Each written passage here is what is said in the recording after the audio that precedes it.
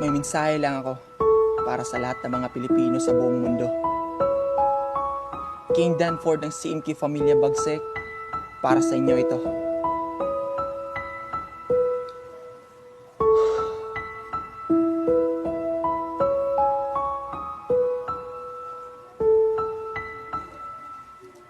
Hindi makapaniwala na sa isang iglap ang mundo ay magbabago at lahat ay taghirap. Sumaya ay mailap, ang lahat ay matamlay dahil sa takot na baka sila ay mamatay. Di ka makapaglakbay para pumunta sa iba na lugar o pamilya, makamusta mo sila. Hindi ka mapakali, sobrang pag-aalala, nangyayari din na biro at seryoso na pala. At lalong lumalala, lalong nadadagdagan ang mga tao na sa kama lamang nagsipaglaban at walang kalaban-laban dahil di mo malaman paano kang makakalaban kung di makita ang kalaban. Dami-daming nasawi, dami-dami ng pumanaw, sakit siguro ng isang sakit lamang umagaw sa mga buhay ng mga tao na nananahimik lang. Araw-araw bago kaso kakabakod magbilang, ultimo ang paglabas ng bahay nakakailang. Sumunod na lang kaysa pumunta ka sa kabilang buhay dahil dun di ka makakabalik sa iyong pamilya. Di ba yun mas masakit? Ako'y nasa Mindanao at dito sa Zamboanga, ang lugar naming medyo madami ang nabiktima. Ang daming nalulungkot, ang daming nalulugmok, daming namatay kahit walang balang ipinutok.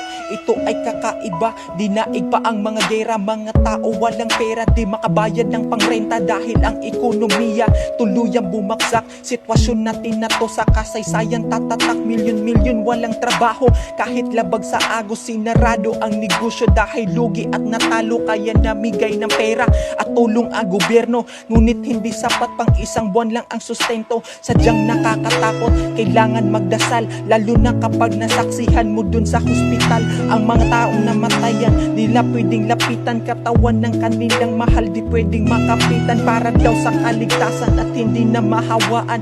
Isipin mo iyong pamilya di mo mahawakan kahit sa huling saglit dahil takot ng mahawa. Makita ang ganyan, masakit, nakakaawa. Anong magagawa natin, nandito na to, pero merong positibo't may pag-asa pa ako. Iniisip ko na lang at least nakapagpahinga sa trabaho at alam ko na magbabalik sila. Buong araw na sa bahay, nanood lang ng takilya. Buong araw na sa bahay, nakasama ang pamilya at lahat ng mga taong malakas maski noon.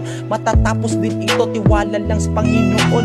Huwag mawalan ng pag-asa, tumayo't lumaban ka, huwag matigas ang iyong ulo. Sundin mo lang sila, mga batas dito sa atin. Ikaw ay maligtas, huwag kalimutang manalangin doon sa itaas, pagkat siya lang ang may alam at sa kanya lang tayo mailigtas.